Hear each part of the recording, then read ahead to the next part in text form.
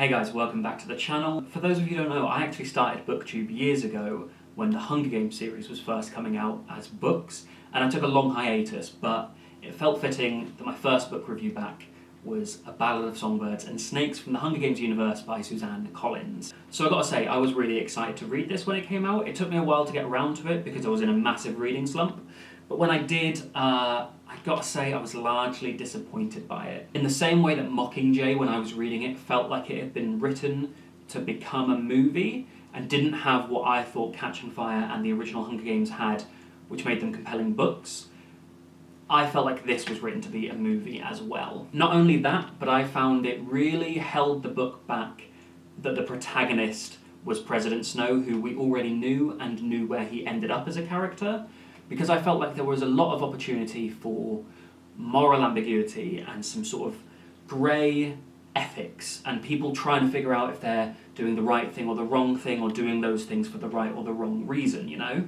And those things would have been far more captivating had they happened to a character who we didn't already know would end up as President Snow, who he is in the Hunger Games, this manipulative dictator. Like, I want a character like Coriolanus who has this different driving forces from all over, making him question why he's doing things, going against his nurturing, having grown up in the capital, having these difficult decisions to make from all these different areas, and I want to not know how that's going to end up. I want to be excited to see if they're going to do the right thing in the end. But I knew he wouldn't. I knew like there might have been the odd right decision in there somewhere, but ultimately Coriolanus Snow becomes President Snow, so he's not going to become this beacon of hope for the districts. And there were points in this where I thought any character we hadn't met before as the protagonist, you could well be driven by the fact that they might become that beacon of hope, that beacon of change within the capital, especially with the driving forces of Sejanus and Lucy Gray and what happens with Dr. Ghoul and those things. There was plenty of opportunity for that, and I would have been way more grabbed by it had it not been Coriolanus Snow. And that jumped out at me particularly when President Snow, or Coriolanus Snow, he's obviously not the president in this yet, but when he makes a good choice or does something good for someone like Lucy Gray or Sejanus or someone who's not in the capital's best interests, and he then starts reasoning with himself and trying to be like, oh, well, I must have done that for this self-serving reason, for this capital ideological reason. And it's like that could have been a very gradual mindset shift for a character who ends up going from pure capital lapdog to absolute rebel sparking some sort of revolution. And I would have loved that journey, or even just the possibility of that journey if it didn't happen. But that was never a possibility in this, which lost so much of what could have been gripping. Obviously this talks about, you know, how does Coriolanus Snow get to where he is in the Hunger Games, but the how he gets there was not as gripping for me to make up for the fact that the rest of his journey was sort of a foregone conclusion and there was no ambiguity to it. So outside of Snow, unfortunately, there were also some other characters who let me down a little bit. For the most part, I'd say characters in this felt one-dimensional. Let's take Sejanus, for example. He's this character who hates the capital, is from the districts, but now is forced to live there because of his father's business. And I feel like that situation, that moral predicament, being somewhere you absolutely hate, surrounded by people you should hate ideologically, but maybe interpersonally you quite like some of them, like he gets on obviously with Coriolanus, they're good friends. There was so much more room to do something with that, and I feel like Sejanus just ended up being this one-dimensional character. His sole driving force was, I hate the capital. And occasionally he'd be like, well, I don't want to get you in trouble for my actions, but ultimately I still just hate the capital and will do whatever I can to take them down. And I just feel like a teenager in that situation, however hot-headed and certain about their principles, would still have a bit more ambiguity about them, particularly in, you know, the situation he's in with his father, the situation he's in where he has to mentor the Hunger Games. It just felt like there wasn't enough back and forth there, enough teetering, enough like, oh, well, what's this character about? Because they established he hated the capital, and he ended up hating the capital.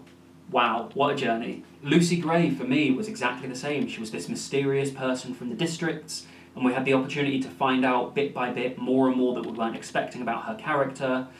But apart from her past love life. We don't really find that much out about her.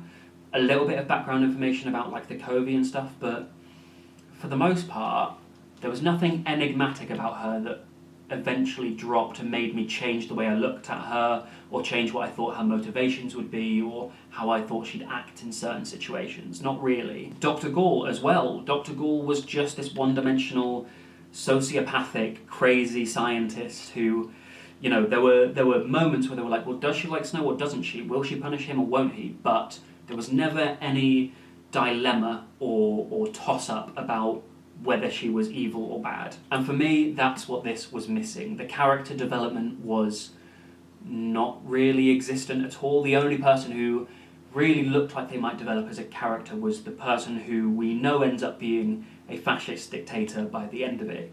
So you sort of lose the pull of that enigma anyway. Personally, as a reader, I'm usually driven by characters, and as I said, that sort of let me down in this. There were plot points and like narrative parts that grabbed me. Obviously, the Hunger Games playing out is always quite gripping. You always want to keep reading and finding out what happens next. And the fact that the first of the 3 parts of this sowed the seeds for some doubt or some potential character growth, even though that wasn't developed, I still enjoyed the fact that those seeds were planted, and I thought, oh, maybe there could be character development, despite the fact I was let down by it later. Ultimately, the things that made me keep reading never really got to a point where I felt fulfilled by how they'd played out, if that makes sense.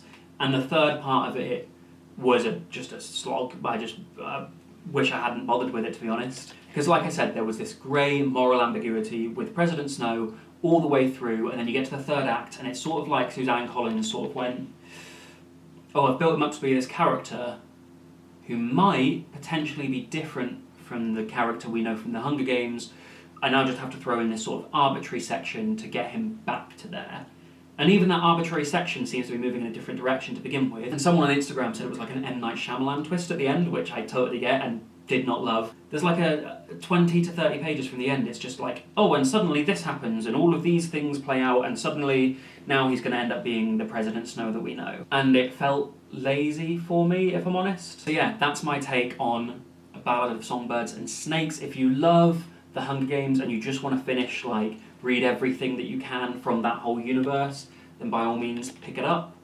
If you just want to be entertained as a reader, if you're looking for a good book, for me, this is not it. Which is a shame, because I really hoped that it would be. I'll probably still see the movie. I imagine, just like Mockingjay, this will translate better to screen than it did to page. So yeah, that was A Ballad of Songbirds and Snakes. I hope if you've read the book, you somewhat agree with me, or you can see my points. If you do disagree or agree, let me know in the comments. I'd love to hear what you thought of the book. Also in the comments, leave any other recommendations for books that you'd like me to read and review. My Instagram and Twitter are linked in the description box below, as well as my Twitch, which I'm doing sort of read-alongs on Twitch. If you guys want to come and hang out there, that'll be linked down below too. And yeah, thank you for watching, and I'll see you next time.